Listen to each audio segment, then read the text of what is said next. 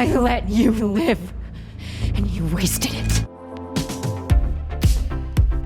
Hey, welcome back to ScreenCrush. I'm Ryan Airy, and this is all of the Easter eggs, references, and little things that you might have missed in the Season 2 finale of The Last of Us. And this video is brought to you by SimpliSafe. There's no safe like SimpliSafe. So this season finishes off with an episode that delivers a powerful message on community and human nature. It continues both Abby and Ellie's descent into their respective cycles of revenge, and shows us just how much they have in common despite their current beef. Again, it's like poetry, so if they rhyme. And we're going to break down all these similarities and what to expect in Season 3. And don't forget, Oh, what is that? Make it stop. Oh man, somebody's broken into the store.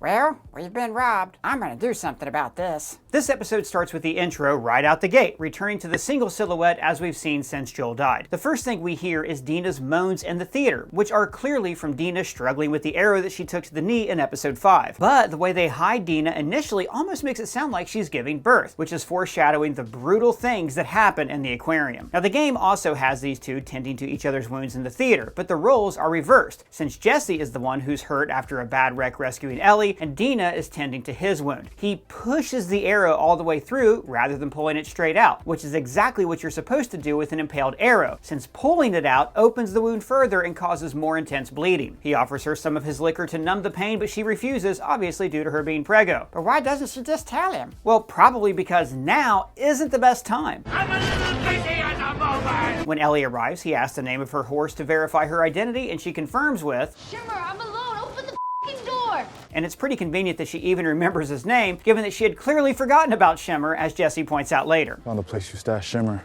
She's still there, doing all right. Not that you asked. We then see her catch up with Dina in the green room, the part of the theater that the artist and their groupies hang out in before the show, giving us a plethora of fun Easter eggs from the classic pre-2003 bands, such as the signed message from Slipknot alongside the various band posters, including ones for Van Morrison and Green Day. The Van Morrison poster is actually the 1971 Seattle Opera House tour poster, and fun fact, that same year Morrison performed at the Seattle Paramount Theater, which this theater, aka the Pinnacle, is based on. As Dina and Ellie tend to each other's wounds, Ellie shares the two small clues as to Abby's location that she received from torturing Nora. Well, and then we go.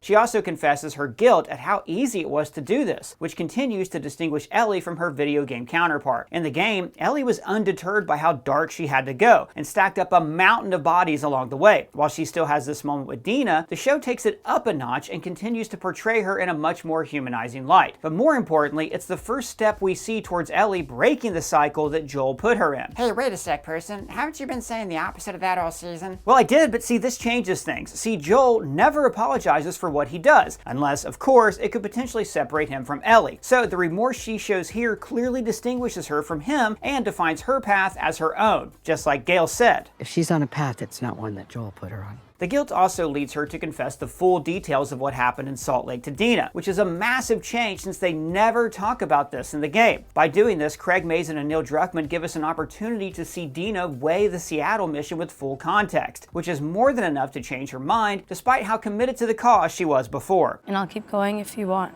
We need to go home. So, Doug, where are you? I am here. I am standing guard. Do not enter, robbers. Woof. Doug, stop it. You don't have to stand guard anymore because now we have SimpliSafe Home Security, the sponsor of this video. Guys, this is a true story. I have had my house broken into before, and it sucks. We even had an alarm set, but the thieves still had time to grab some stuff on their way out, and they trashed the place. Getting robbed makes you feel vulnerable and invaded, and I wish I had SimpliSafe back then. Now, I have never seen an alarm system like this before. SimpliSafe Active Guard Outdoor Protection stops intruders before they get inside. They do this by using advanced AI monitoring and live agents to detect suspicious activity as soon as people step on your property before they break in. Here, look. Stop. This is SimpliSafe. Police are on the way. Ah! But how do they know who is friend and who is foe? Well, that's a good question. See, it identifies familiar faces and even, like, say, neighborhood dog walkers. They know Reggie? All right, I will surrender my post. The thing is, guys, I don't want any of you to feel violated like we were after our break-in, so I highly recommend SimpliSafe. Save 50% off your SimpliSafe security system when you sign up for a professional monitoring plan, and you get your first month for free. Visit SimpliSafe.com/ScreenCrush to customize yours. There is no safe like SimpliSafe because their security system can include items like smoke and carbon monoxide sensors, smart locks, water detectors, inside and outside cameras, and more. You can monitor the cameras straight from your device. It's easy to arm or disarm, and plans start for as little as $1 a day. And they have a 60-day satisfaction guarantee with no long-term commitments or cancellation fees. So again, to get 50% off your Simply Safe system, click our link in the description and be safe. Now, back to what I was saying. Then we go to day 3 in Seattle. Ellie and Jesse head out to rendezvous with Tommy while Dina barricades herself in the theater. Before doing so, she hands Ellie her Hamsa bracelet. Now, this is a Middle Eastern bracelet worn to prevent harm and bring good fortune. And as we've pointed out in previous breakdowns, Dina has been wearing it all season. But here she passes the luck over to Ellie, just like she does in the game, but with a slight tweak to the dialogue. It's for good luck. Not sure it's been working for you. I'm alive. As we've mentioned in previous episodes, Tommy heads to Seattle by himself in the game, which makes Ellie and Dina's trip more or less double as a reconnaissance mission for him. However, the show flipped this, making Tommy and Jesse the recon team for Ellie, who split up to cover more ground, which is fitting for the show's version of Jesse. In the games, Jesse was a bit more reckless and naive, heading out to rescue Ellie in Seattle just for the vibes. The show's Captain Wyoming version of Jesse is almost the opposite. He's not just a rising leader in the community, but he's next to take the mantle of leading the community. He's also incredibly smart, which is why he can put 2 and 2 together and guess Dina's pregnant. I'm not stupid and I'm not blind. And I bet she even tells you things she wouldn't tell me, like how she's pregnant. In the games, we see him ask Ellie this in the theater. Is she pregnant? Yeah. But he doesn't play games about it then either. The show's version gives us much more insight as to how he feels about Dina keeping this from him, which makes his death all the more tragic.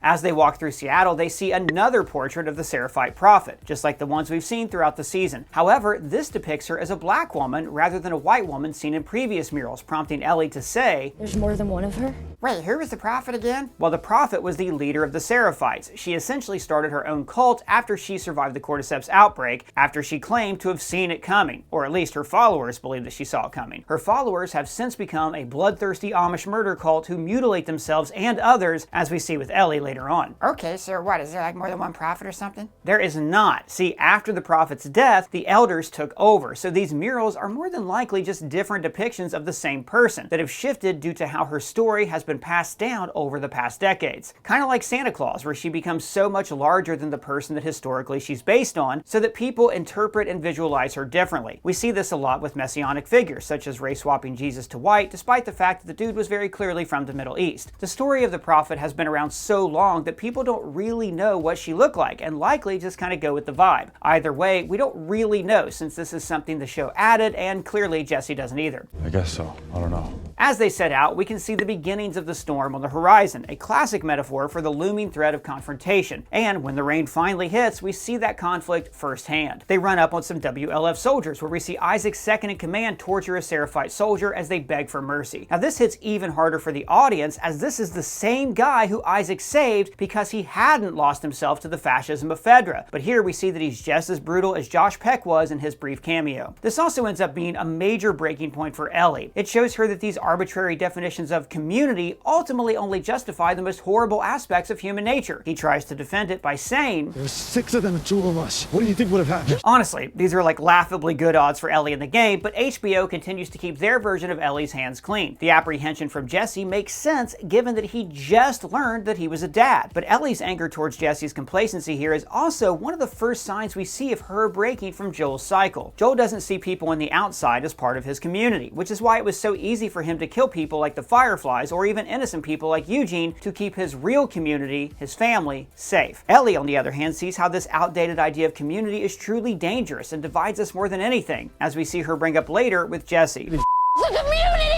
Then we get a meeting between Isaac and Elise Park in probably the best place to set up base camp, the Costco parking lot. Elise informs Isaac that everyone in the Salt Lake crew has gone AWOL. Now this is our first hint as to what Abby's been up to during these last 3 days on the Seattle trip, which seems like it's going to be the main focus of season 3. Now without getting into too many spoilers, it's clear that Isaac is feeling the loss of one of his best soldiers. Elise even goes so far as to ask him, You in love with her or something? which mirrors the same complicated attractions that Abby showed when she hit on Joel before practicing her golf swing. Nice shot! They discuss their plans for the mass invasion of the Seraphite village, the same one that we see play out later in the episode. Now, in the game, this battle ultimately doesn't go well for either side, but there's no telling if HBO is going to go the same route. Isaac does offer us some possible insight as to why this well-regulated militia can be taken down by a bunch of crazy cultists with bows and arrows when he says, "So then what happens to that entire army out there who, despite their badass name, are very much sheep?"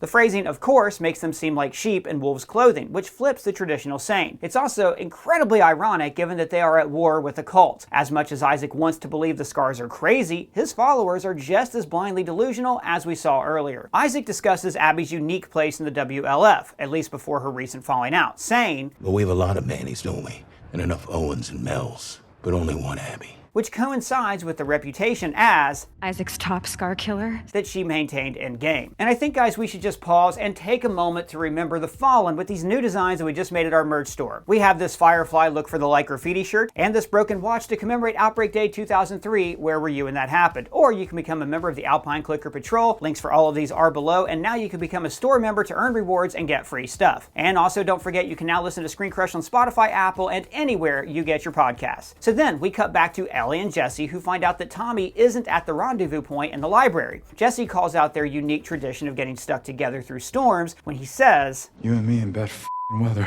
Which is a fun way for the show to poke fun at its own changes. We see some baby books that pique Ellie's interest, including some classics like I Love You Forever, Is Your Mama a Llama, I Spy, A Piece of Home, We Sing, and Eric Carle's From Head to Toe. But the one she ends up picking up is Sesame Street's The Monster at the end of this book. Now this book is about Grover describing a monster at the end of the book and cautioning the reader not to go forward, only to discover that the monster was never there all along. Now in a way, this sheds light on Ellie's own internal struggle with her quest for revenge. She is under no obligation to repeat Joel's cycle of trauma by pursuing Abby. You know, that monster that doesn't exist, yet it compels her to move forward anyways. Except in this case, the monster at the end of the story is Abby herself. And as we're going to see next season, Abby is just a human being who is very much motivated by the same revenge impulses that are motivating Ellie this season. Now notice the mural on the back here reads, "Everything's got a moral if only you can find it," which feels like a lighthearted spin on the darker themes we've seen this season. Essentially, it's saying that every story has a reason, a purpose, a justification, but justified action has been at the heart of the non-infected violence we've seen thus far. Wait, what do you mean, person? Well, this whole season has shown us how brutal humans can become when they feel justified in their actions, and how different groups or perspectives can drastically shape that justification. The apocalypse offers plenty of reasons to feel justified in abandoning your morality, so seeking that or finding that in others may do more harm than good in the post-apocalypse. And then we get another moment that we never got in-game where Jesse relieves Ellie of any guilt she may have had over him and Dina's relationship, even going so far as to say, "Yes,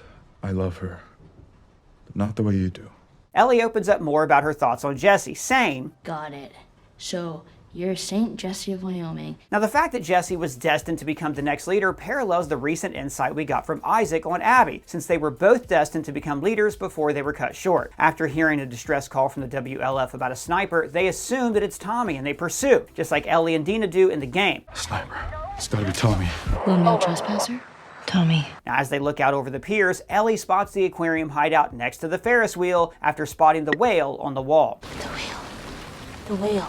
Without getting too far into spoilers, this is not only a hideout for the Salt Lake crew, but an area that holds a lot of significance for Abby, a lot like Ellie's connection to the Science Museum. Ellie wants to redirect away from Tommy and go after Abby, and she tries to reason with Jesse by saying, Jesus Christ, if 3 more people had voted with you, you'd be coming with me. Now, when we did our breakdown of episode 3, we actually guessed that Jesse would have voted no on Ellie's proposal to get revenge against Abby, and he confirms that here. "I voted no." But his reasoning why is even more telling as he explains, "Because everything you do for you." Now not only is he right, but him calling out her selfishness has to hit Ellie even harder, given the fact that she gave Joel the same speech the night before he died, as we saw last episode. Because you're selfish. So this is where Ellie shows yet again that she has the potential to break Joel's cycle when she finally says out loud, Community! She calls out how Jesse's us versus them mentality only does more damage in the long run. This is a massive step up from Joel's secular view of community, which only really included his small circle and nothing outside of it. In this case, Ellie's convinced herself that she's justified in doing what's truly right by her community. Yeah, but person, isn't that what Joel would do? I thought you said she was breaking the cycle. Well, yeah, but at least she's willing to admit it and call out the hypocrisy in others who would try to hide it. Now, while she's still stuck in that violent cycle that Joel's death set her on, this shows yet another another small step toward her breaking that cycle. Regardless, it's more than Jesse can debate as they split ways, which is a bit ironic given that he just gave her a speech about protecting the community. This sends Ellie on a solo quest for Abby, mirroring Abby's solo journey after Joel, despite the rest of the Salt Lake crew not wanting to go along with her. Ellie spots a boat only to discover that it's WLF property. In the game, Ellie steals a boat in Seattle as well, but the majority of the challenge around getting it is taking out the people who are guarding it. The show makes the main challenge surviving the open waters of Elliott Bay versus the smaller inner city streams that we see her traversing in game. Eventually, a massive wave crashes on the shore, which is another parallel to Abby's journey to kill Joel in episode 2, since both are interrupted by massive forces of nature. She sees a Seraphite child who runs away, immediately followed by, which is the Seraphite whistle for engaging the enemy. And shout out to this awesome video from Daniel Nightcraft for pointing that out. And this whistle is followed by, which signals moving forward. While Ellie never gets strung up like this in the game, Abby does, which we can see evidence of due to the bruises on her neck when we see her toward the end of the episode. And it is creepy as hell to see the Seraphite kid order the death of Ellie, because there's no Seraphite kids in the game. Wait, the game doesn't show any Seraphite kidders? Well, no, because most of the Seraphites you encounter are enemies you have to kill, and killing kids in games is a big no-no, even for a game as dark as The Last of Us. Like, even GTA won't go there. But you know, the show has more freedom with this kind of content. The first kid we saw in episode 3 was meant to humanize the Scars, but this kid shows us how they are just as lost in their blood cult as their parents. Ellie is saved by the WLF's attack on the Seraphite village, allowing her to make her escape before the big bombs go off and head toward the Seattle Aquarium. As we said earlier, Abby has her own journey that she goes on during these past 3 days in Seattle, and we see hints of that story as Ellie enters. We can see 3 beds for each member of the Salt Lake crew, showing how they've been there for a while, as well as discarded medical equipment, including a bloody saw. Without getting into spoilers, we know this is an area used for massive operations, as one would assume, and we should see more about how that plays out in season 3. Now, Mel is pretty pissed with Abby when Ellie finds her, saying, "And I'm choosing no also because it's Abby." Again, without getting into spoilers, Ellie is interrupting them during a critical planning stage, and Mel doesn't want to go along with Abby due to a complicated romantic relationship that mirrors Ellie and Jesse's situation, which I'm sure is going to be fully explored next season. Ellie then tells them to point to the same spot on a map, threatening to shoot them if they don't line up, which is a torture technique that we know that she learned from Joel in the game. Owen decides to take the first stab at it, but of course he goes for his gun instead and ends up causing Ellie to shoot in a way that takes out both Owen and Mel, which is distinctly different from how they go down in the game. Immediately, Mel tries to get her to do an emergency C-section, which is not only another massive change from the game, but it also brings a lot more impact to Mel's death. It forces Ellie to realize the gravity of her actions and traumatizes her into imagining this happening to Dina. By having her fail to save the baby, the show provides much better context for her breakdown than the game ever did. She is absolutely paralyzed when Tommy finds her, meaning she doesn't nearly shoot him like she does in the game. Back at the theater, Tommy tries to console her, saying, They were part of it too. They made their choices. That's all there is to it. But Abby gets to live. Are you able to make your peace with that? which seems hypocritical given how much the show's version of Tommy has been pretty discouraging, but it actually fits with both the show's version of Tommy and word for word his lines from the game. They got what they deserved. But she gets to live. Is that okay? As they pack their bags, Ellie and Jesse get a chance to rekindle from their fight earlier, where Ellie makes it very clear that Jesse is part of her family, which is enough to let Jesse crack one more half smile before the sweet moment is violently interrupted. Jesse represents a sense of idealism that frankly just doesn't work in the apocalypse, and in the end, he was punished for it when he takes a shot to the head from Abby, going down just as abruptly as he does in the game. In fact, not only does every line here play out just like it does in the game, but even the camera angles in the score do as well. I know why you killed Joel. He did what he did to save me. There is no cure because of me. I am the one that you want. I know why you killed Joel. He did what he did to save me. I am the one that you want.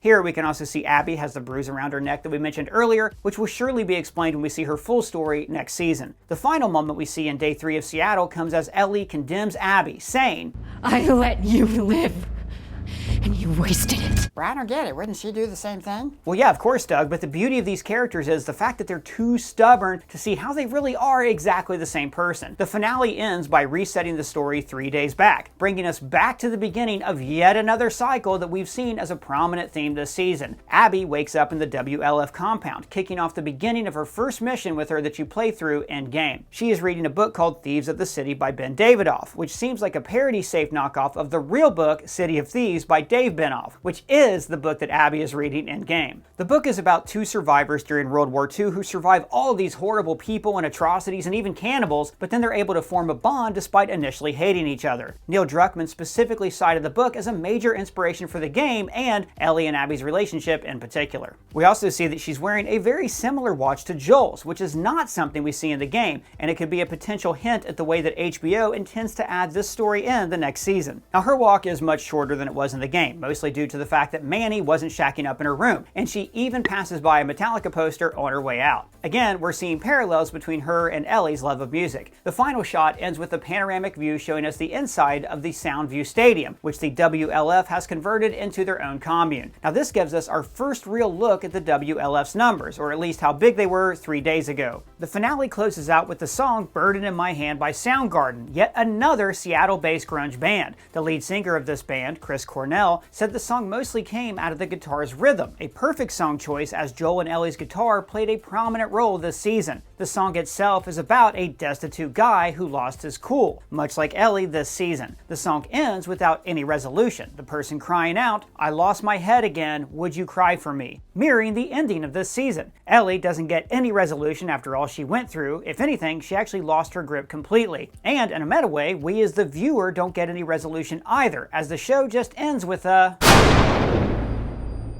So next season's really going to try to make Joel's killer a hero? Well, maybe not a hero, but certainly the main focus. It wouldn't be very loyal to the game if it didn't do that. In fact, a full third of the game is played through Abby's perspective. Forcing the player to play as Abby was a major controversy for the game. It was a massive creative risk, and it paid off big time for those who love the series, but that certainly wasn't everyone. HBO made this pivot a bit more digestible by allowing us to get our introduction to Abby this season, but then primarily focusing on Ellie's development and how she responds to trauma. This gave us some grounding, humanizing moments with Abby before diving into the bulk of her story in Season 3. There's even talk about expanding this story into 4 seasons, which seems like a lot given how much story is left in the game, but who knows? Maybe we'll get a Last of Us Part 3 in the meantime to give us more story. But that's everything we caught in the finale and in this season of The Last of Us. It's been an absolute blast covering this season with you guys, and I am so grateful that you chose to come to us for all of the Easter eggs, references, and little things that you might have missed. And also a huge shout out to Dodson Sites for writing these videos. You can find a link to his YouTube channel down below. But what do you guys think? How did you feel about this season, and are you excited for the next one? Are there any details that we missed? Let me know down in the comments below, or at me on Twitter, Blue Sky, or Threads at Ryan Airy, or find me on our free-to-join Discord server. The links are down below. And if it's your first time here, please subscribe and smash that bell for alerts.